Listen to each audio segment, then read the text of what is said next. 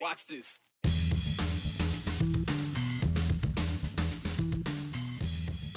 It's the reason the Caldwell School District put their gender policy on pause. Lawmakers making a move to decide it for them.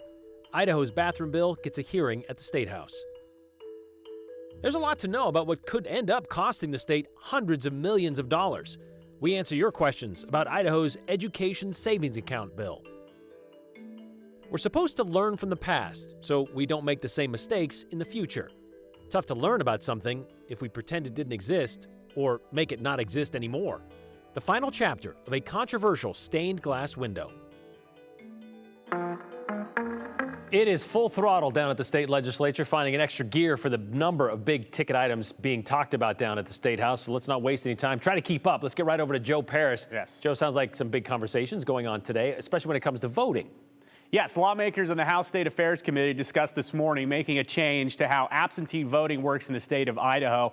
There's been concerns from some in recent years that voting absentee or by mail, it's a security risk that comes with the chance for fraud. So legislation that's out there right now would narrow down specifically who can get an absentee ballot.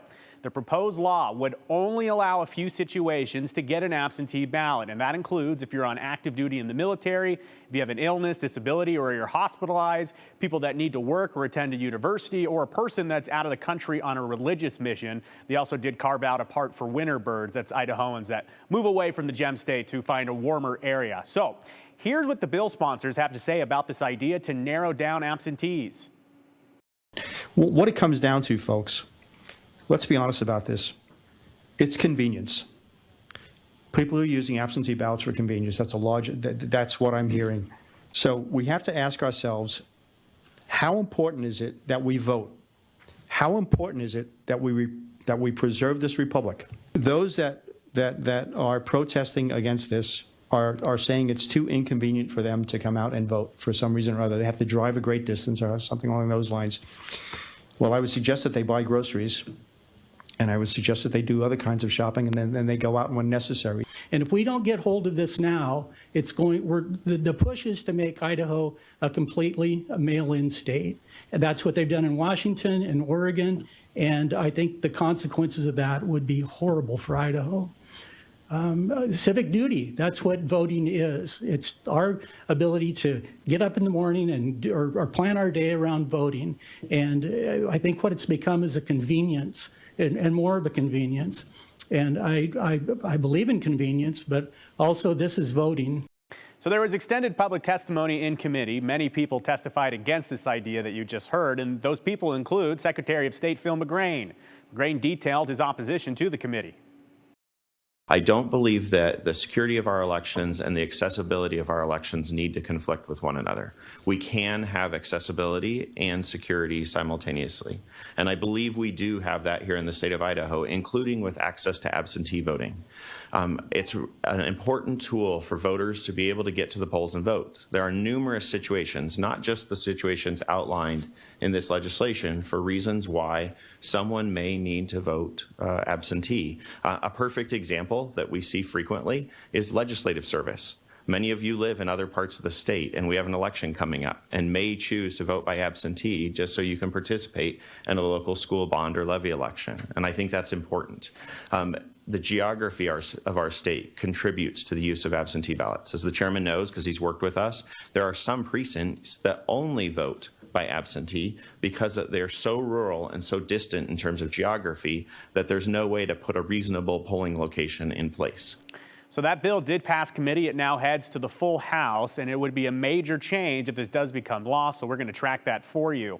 And happening as we speak right now, you may be tuning into the 208 just for this. Lawmakers in the Senate Education Committee, they took up a very heated topic: the use of school bathrooms, locker rooms, and overnight accommodations in the lens of transgender or non-binary students. Now, this is a topic being talked about at length in the Caldwell School District. Where do transgender kids go to the bathroom? So, Senate Bill 1100 looks to, quote, ensure that those facilities and accommodations are separated for, quote, biological boys and girls. And the bill looks to ensure that, quote, the school would need to provide reasonable accommodations for any student who is unwilling or unable to use a multi-occupancy facility designated for his or her sex. The Legislation continues to say, quote, a public school shall provide a reasonable accommodation to a student who, for any reason, is unwilling or unable to use a multi-occupancy restroom or changing facility designated for that person's sex and located within a public school building or multiple occupancy sleeping quarters while attending a public school-sponsored activity. It also says that it provides a written request. You would have to have a written request for reasonable accommodation to the public school, according to the legislation. Now, the bill sponsor, Senator Ben Adams, says he knows that many schools are already following this policy, but this puts it in code and settles any confusion about what to do. Again, the committee is meeting as we speak right now, but they did hear some extended public testimony that just ended a short time ago. Here's a taste of that and some of the comments from people on both sides of the aisle. First, someone for, second, you'll hear someone against. Some men and boys will abuse bathrooms and locker rooms that are open to gender identity rather than biology by falsely proclaiming womanhood in order to gain access to women and children for motives of malice. Such facilities could become easy access and breeding grounds for predators. Thus, it would be common sense to keep these facilities separated based on biology rather than identity to protect women and children. Here are 5 stories of real-life transgender men that abuse women and children. This bill is not only unconstitutional, but it also perpetuates harmful stereotypes and contributes to the stigmatization of marginalization of transgender individuals. Banning transgender youth from the bathroom that aligns with their gender identity not only denies them the right to use facilities that align with their gender, but it also places them at an increased risk of harassment and violence. This bill incorrectly states that trans kids using their preferred restroom leads to cis students experiencing harassment, embarrassment, and other terrible acts like rape. Not only does this perpetuate the trans community as pedophiles, abusers, and totally false characteristics, but legislation, precedent, and rhetoric that is in this bill and other hundreds of bills introduced across this U.S. isolates the trans community. In the event that this proposal is violated by a school, there is course for civil action against the school. But Brian, again, as we were just saying, the committee actually wrapped up during that report. So I was on air here with you. I wasn't able to go ahead and check out exactly if it passed. So our Andrew Bartline is in the committee room right now. And coming up at the end of the show, too, Brian, we can have an update for you. Though, again, I was watching on my phone during the report. The committee ended during the show. So I was going to tell you this. I imagine that it did pass and go to the full Senate. That's a good guess based on the questions and the testimony were heard from the committee. We know that the Democrats on the Senate Education Committee were kind of speaking out against it, kind of asking questions of the sponsors, why is this necessary? Testimony was predominantly for this bill. But I want to go back to this voting one really quickly. This idea of convenience, when is that a bad thing? It's why polling places are near your house. And since when do we have to crawl to school uphill both ways, or it's not worth it? I don't get that argument at all. We'll find out on the House floor. And again, I'll text you and you can give everyone an update in a minute on the other stuff. Thanks, Joe. Yep. All right, also in the Senate Education Committee, not today, but previously, Senator Idaho's Education Savings Account bill hasn't made many moves in the Idaho State House other than moving from the Senate Ed Committee to the full Senate chamber a week ago. And while we wait to see what happens with Senate Bill 1038, a lot of you are wondering about some of the language in the bill, how it might work and how much it will cost. Well, that part, we kind of talked about a little bit already this week. As for the rest, well, to pilfer a phrase, you got questions, we got answers. Liz lobbed us this. It would be helpful to understand how the program will be administered and who would do so, in-state or out of state. Brenda backed that up by wondering, how much will the Department of Ed have to expand to manage all these ESA accounts? Doesn't sound like less government to this conservative. Brenda and Starr kind of answering part of Liz's question there. The newly created ESA program will be run by the Department of Education, and to cover their costs, they're going to peel off a slice of the deposits, up to 3% for the first 2 years and up to 2% every year after that. The bill's sponsors say that'll be about $5 million a year. Will they have to hire more people? Well, the state treasurer can hire it out, paying a private management firm if it wanted to set up the application process, the accounts, and the distribution of the money. However, the Department of Ed would still be responsible for auditing the program to make sure parents are spending it how they should be or how they say they are. And they can do those audits randomly, quarterly, or annually. Rob in Boise asks a couple of questions. How long does a student have to be out of public school once they accept ESA money? Do parents who thought they could homeschool have to pay the money back if they re-enroll their kids in public school? Well, Rob, there isn't anything that says a student is tied to the program for a full year, thus the Freedom in Education name.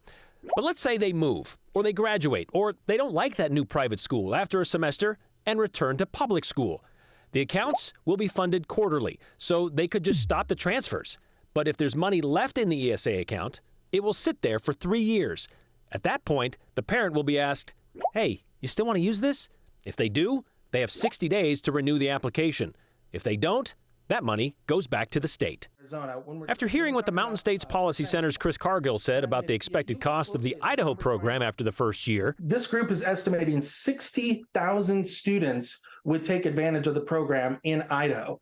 Not even 60,000 have taken advantage of the program in Arizona, and Arizona is a state that's much larger.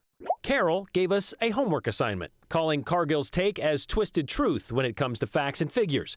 She wanted us to read about Arizona's hemorrhaging program. It's a monumental money pit with little to show for it. Yes, the Grand Canyon State has had a grand response to its ESA program. Since going universal last fall, the Arizona Department of Education says they have more than 48,000 students enrolled, a majority of which were already private school students, and nearly half come from the state's wealthiest families.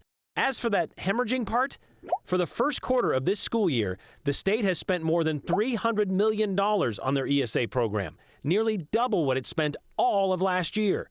And because of that, projections put the state's education budget $4 million in the hole by June, prompting Governor Kate Hobbs in her first State of the State address to address the problem of crumbling infrastructure and crowded classrooms in Arizona's public schools like this. And rather than doing the right thing and facing these challenges head on, the previous legislature passed a massive expansion of school vouchers that lacks accountability and will likely bankrupt this state. In fact, funding this expansion is poised to cost Arizona taxpayers an estimated $1.5 billion over the next 10 years if left unaddressed. As for Carol's claim of little to show for it when it comes to Arizona, that is yet to be determined.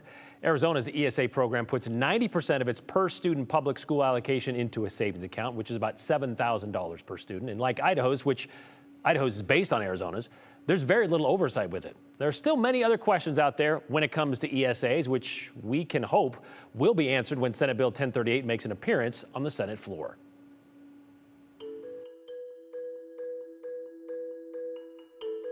The summer of 2020 brought us a lot of things, including a reality check when it came to racism in our country. We were taking down historically racist figures from parks and from churches, like the Robert E. Lee stained glass window in the Cathedral of the Rockies. Where is it now? That answer might surprise you. This is the time to send in your questions, your comments, and your concerns about the show or pretty much anything else. Text them to the number on your screen, 208-321-5614. Don't forget to include your name and the hashtag the 208, because, we might share yours at the end of the show, which is why you also want to keep them clean, concise, and clever.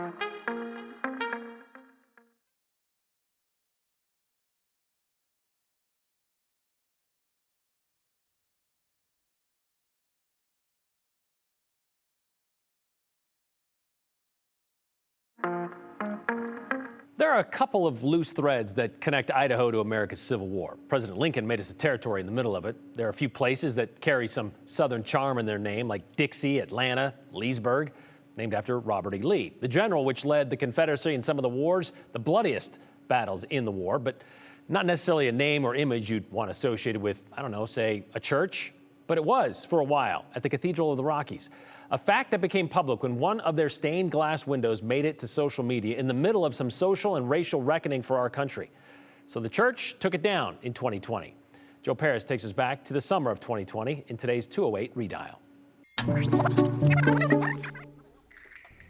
Well, today we began part of our journey of repentance. Since the 1960s, this stained glass image of Robert E. Lee has hung high in Boise's Cathedral of the Rockies.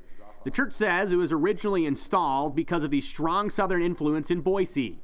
Decades later, though, a repentance banner now hangs over it.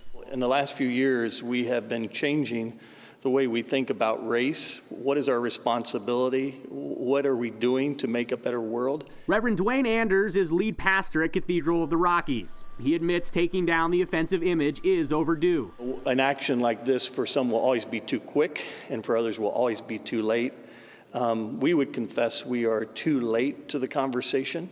That conversation has been ongoing for years. Reverend Jenny W. Hurst served as associate pastor at Cathedral of the Rockies until 2018. She first noticed the image of Lee while preparing a sermon. Got some semblance of a reason. It was about reconciliation. And at the time, I was like, okay, that's weird, but all right. So Reverend Hurst gave her sermon and moved on. that was a miss. I missed that moment to really dive in and understand what those images mean. But that's part of my journey. That's part of my self-awareness. But she would get another chance. A 2017 email about the offensive nature of the image inspired her to address the issue again. This seemed to me and to others at the time like low-hanging fruit. Like this is one thing that we can do. In 2018, Reverend Hurst moved on to a new opportunity. After she left, her 10 months of looking into the issue and trying to make changes quickly faded. That fact is still concerning for community partners that Reverend Hurst was working on the issue with. When you had somebody advocating profusely to do something about it back then, and then now you see it fit to do so in the midst of all these other acts of, hey, we have to do something, I have trouble taking that as a genuine expression of support. Philip Thompson is director of the Idaho Black History Museum. He says covering an image of a Confederate leader is a good step, but there needs to be action that follows. I'll take it with a grain of salt, but it doesn't really change much of anything. I mean, how long had it been there? Thompson wants to be clear. He's not vilifying the action, but context is important. Yes, it's good that they're doing so, but I'm not going to give you an attaboy nor hold you in high acclaim for doing so. It's pretty awesome. I mean, it's not the end of the journey for churches, that is for sure. This is like the beginning. Like now we roll our sleeves up. And the community has pushed us and said, you often speak for Black Lives Matters. You often speak that all means all, but your building right now does not match your witness. If in fact you're really going to be in this fight, I want to see you in this fight 3 months from now, 6 months from now, 2 years from now, when we're still having these conversations focused on rectifying not just how we feel. Well, here we are 2-3 years from then. So what happened to that window? Well, you might be surprised to learn Idaho's Black History Museum and Philip Thompson there, they wanted it. And they've recently hung it on the west wall. It's been on display there for about a month. As to why Philip Thompson, the director of the museum, wanted that stained glass on display, here's how he explained it. You can't at the same time talk about the legacy of slavery and systematic oppression and white supremacy if you're going to simultaneously get rid of all remnants of it ever being a thing that was practiced in America. That detracts from your entire argument. I'm not saying we are operating under the auspices of white supremacy and everything's founded upon that, but you can't at the same time say you haven't gotten to where you've gotten to because of white supremacy, but then want to remove all artifacts that correspond with that ideology. So it's a bit of a disconnect intellectually, but at the same time, I mean, we don't need to worship it, run from it, or be scared of it. It's a part of history. I mean, history is not scary. It's just, it is what has transpired. So address it and deal with it. Yeah, remove it, just don't get rid of it. Talk about it. You can go and see the stained glass window and talk about it and many other pieces of Black history needing to be dealt with at the museum in Julia Davis Park.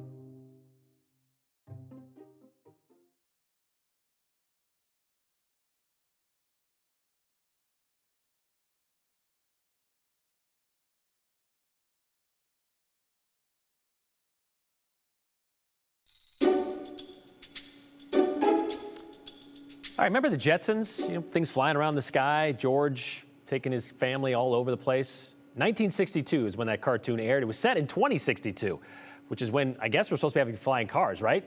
Maybe we'll have people on Mars. I don't know. Closest thing we have to those flying cars are self-driving cars, and those are not, well, what they should be.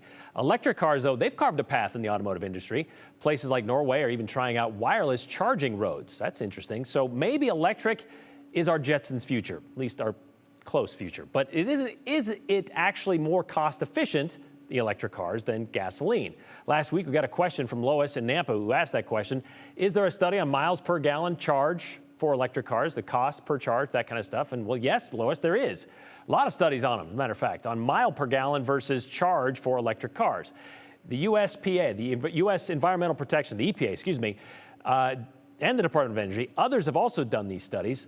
Let's try to break it down for you. Per mile, according to the EPA, the average car is just under 26 miles to the gallon in 2021. According to Gas Buddy, right now the average cost of gas in Idaho is just under $3.70. That means it costs about 14 cents to drive 1 mile in an average gas-powered vehicle. The DOE says the average electric vehicle has a 66 kilowatt-hour battery and can go about 200 miles on a full charge. The agency conducted a study of their own of electric vehicles owners' charging habits that found owners pay an average of 15 cents per kilowatt hour to charge the battery, which means it costs roughly 5 cents to drive 1 mile in an electric vehicle. So yes, the answer is it is cheaper to charge an electric car per mile compared to pay for gas in a car per mile, 5 cents to 14 cents.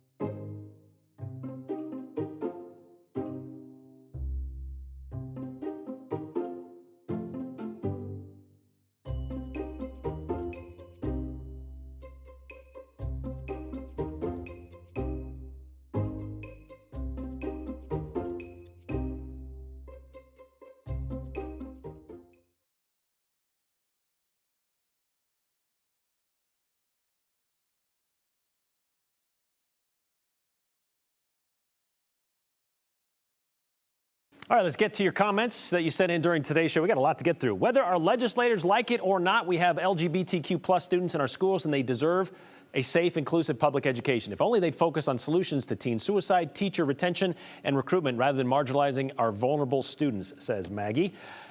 I retired after 36 years of teaching junior high and high school. It's ludicrous for someone to think a teenage boy would pretend to be transgender in order to go into a girl's bathroom.